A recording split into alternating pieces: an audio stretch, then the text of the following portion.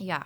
Yeah, because there really is a science to it. But the thing is, they don't tell you the science. You have to talk to somebody like you that knows what that formula is. And you're like, oh, okay, that makes kind of sense. I get it now. And I know. are you able to know, like, if you do this, it's going to drop 10? No. If you do this, 20? So There what's is crazy, no- and this is another little thing, I try not to ever get mad at the local lenders that I love so much, but they have these simulators, and they quote them like scripture to clients.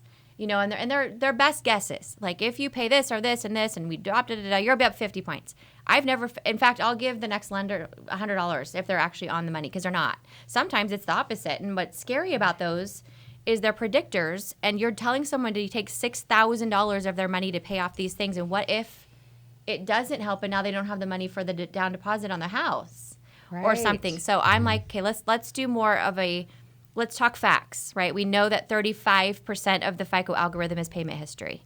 We also know that 30% is the utilization of credit. So just knowing that 65% of your FICO score is that, with the diversification being 15%, you can manipulate things by just the knowledge they do share so that you're not riding on 6 points. Sure. You know what I mean? Or 7 points and stuff like that. So I would prefer to work in what they are willing to share than the idea of what could happen.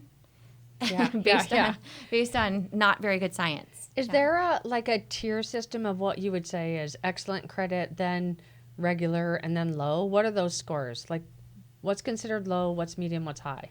So it's so fascinating. So the FICO score itself, fascinating to me, which is like, again, shows what a geek I am, because not everyone thinks this is that fascinating. Okay, that was odd. But the FICO score has like 9 different versions of itself, right? So what an auto FICO considers to be excellent, a mortgage FICO doesn't necessarily. And Oh. then your bank and credit cards have different FICO scores. So truly in the mortgage world, because I think most people care about that probably the most, if you have a 700 FICO or higher, you're golden. 720, frankly, is really the magic number on a lot of refinances.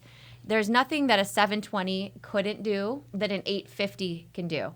Awesome. So yes, it's kind of fun to be like A++++ student, Yeah. but really an A- is just as good. Yeah. Yeah. That makes sense. So what would a C student be?